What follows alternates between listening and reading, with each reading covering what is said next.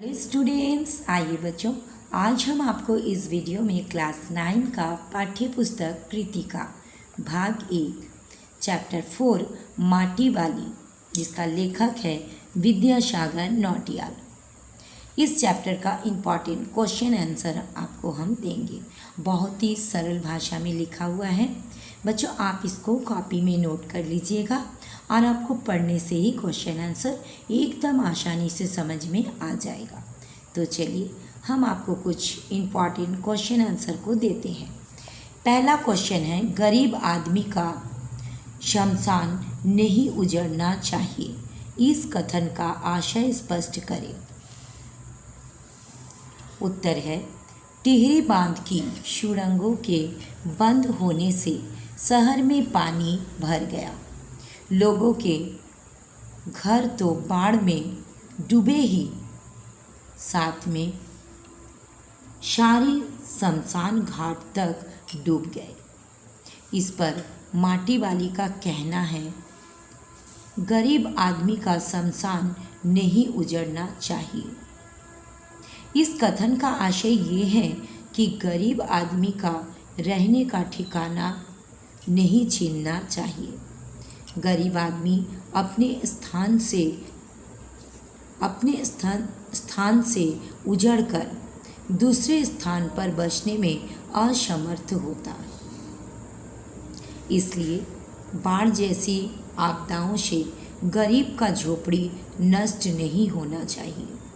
उसके आवास तो वैसे ही शमशान की तरह है, जहाँ वे रोज मर मर कर जीते हैं। इनके उजड़ जाने पर भला उन्हें कहाँ शरण मिलेगी। नेक्स्ट क्वेश्चन है, बहुत ही इम्पॉर्टेंट, भूख मीठी की भोजन मीठा से आप से क्या अभिप्राय है। उत्तर है, इस कथन से लेखक का यह अभिप्राय है कि कोई भी भोजन अच्छा या खराब नहीं होता है, वो भूख के कारण स्वादिष्ट लगता है। कोई भोजन मीठा या कड़वा नहीं होता है। वास्तव में भूख ही भोजन को मीठा या कड़वा, बासी या ताज़ा, अच्छा या खराब बनाती है। भूख के लिए रोटी ही प्रधान होती है, चाहे वो किसी के घर की हो, चाहे किसी कैसे भी हो। भोजन की अपेक्षा भूख मीठापन लाती है। जिन्हें भूख नहीं लगती, उन्हें अच्छे पकवान भी कड़वे लगते हैं। अतः भोजन नहीं, भूख मीठी होती है। नेक्स्ट क्वेश्चन देखिए, 3rd नंबर, माटी वाली का रोटियों का इस तरह हिसाब लगाना उसकी किस मजबूरी को प्रकट करता है। उत्तर देखिए, माटी वाली का रोटियों का इस तरह हिसाब लगाना उसकी घोर दरिद्रता को प्रकट करता है। उसके पास पेट भरने के पर्याप्त साधन नहीं है। वो रोज़ कमाती और खाती है। इससे ये भी पता चलता है कि उसे केवल अपना ही नहीं, अपने बूढ़े पति का भी पेट भरना होता है। इसलिए उसे रोटियों का बराबर हिसाब रखना पड़ता है। नेक्स्ट क्वेश्चन देखिए, 4th नंबर में, माटी वाली के पास अपने अच्छे या बुरे भाग्य के बारे में ज़्यादा सोचने का समय क्यों नहीं था। उत्तर देखिए, माटी वाली अत्यंत गरीब बूढ़ी हरिजन महिला थी। टिहरी शहर में घर घर माटी पहुंचाने के अलावा उसकी आजीविका का कोई दूसरा साधन ना था। उसके पास खेती के लिए ना कोई ज़मीन थी और ना रहने के लिए घर। वह ठाकुर की ज़मीन पर झोपड़ी बनाकर रहती थी, जिसके लिए उसे बेगार करना पड़ता था। वह सवेरे माटा खान के लिए निकलती, माटी खोदती, भरती और टिहरी के घरों में पहुंचाती। उसे अपनी झोपड़ी तक लौटते शाम हो जाती। माटी बेचने या घरों से मिली रोटियां खाकर सो जाती। इसलिए माटी वाली के पास अपने अच्छे या बुरे भाग्य के बारे में सोचने के लिए वक्त ना था।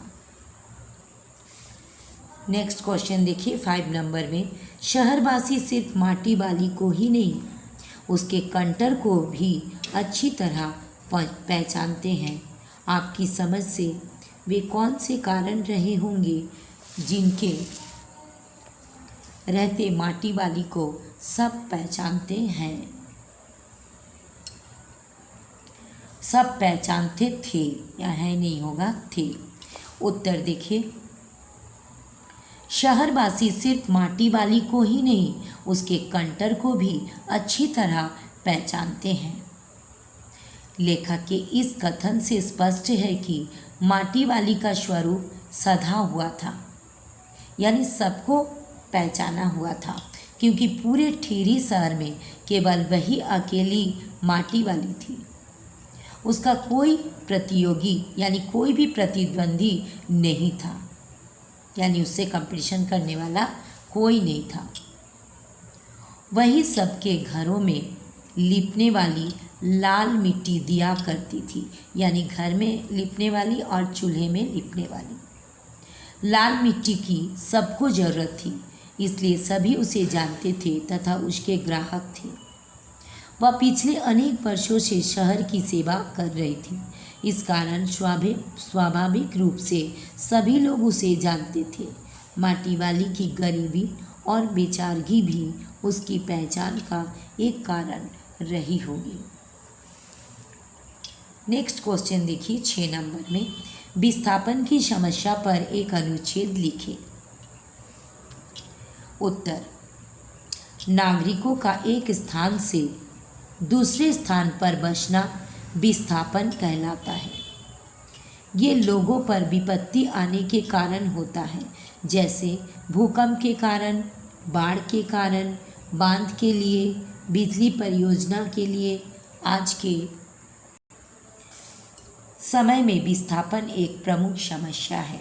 ये लोगों के विकास को रोकने के साथ देश के विकास को भी काफ़ी हद तक रोकती है। ये लोगों से उनका कमाने का जरिया, उनका घर ज़मीन छीन लेती है। उनके बच्चों का विकास को बहुत ज़्यादा प्रभावित करती है। हमारे सामने विस्थापन के कारण हुए विरोधों के उदाहरण हैं, जैसे नर्मदा आंदोलन। हमें इस विषय पर ध्यानपूर्वक सोचना चाहिए। ध्यानपूर्वक सोचना चाहिए कि क्या हमारा विकास उन गरीबों और असहाय वर्ग के घरों मकानों पर होगा। इस समस्या को गंभीरता से लिया जाना चाहिए। अब देखिए लास्ट क्वेश्चन है, बहुत ही इम्पोर्टेंट।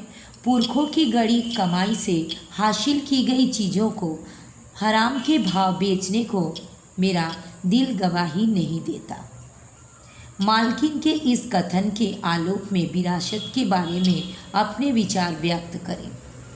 उत्तर है, पूर्वजों द्वारा दी गई चीज़ें विरासत होती है। मालकिन को पीतल के बर्तन विरासत में मिले थे और वो उन्हें बहुत संभाल कर रखी थी, क्योंकि उनके मन में विरासत के प्रति आदर, सम्मान और प्रेम की भावना थी। उसे पता था कि पूर्वजों ने उन चीज़ों को कड़ी मेहनत और अभाव में खरीदा है। विरासत की चीज़ें उसके लिए अनमोल थी। तो बच्चों, ये 7 क्वेश्चन बहुत ही इम्पॉर्टेंट हैं, तो आप इसको नोट कर लीजिएगा और ज़रूर से ज़रूर इसको याद कर लीजिएगा। तो बच्चों, अगर आपको वीडियो अच्छा लगा लाइक कीजिएगा, अपने दोस्तों में भी शेयर कीजिएगा ताकि आपके दोस्त भी सीख सके। और बच्चों, अगर आप पहली बार मेरा चैनल को देख रहे हो तो प्लीज़ प्लीज़ प्लीज़ सब्सक्राइब कर दीजिएगा। फिर मिलेंगे नेक्स्ट वीडियो में। Thank you so much. Bye bye.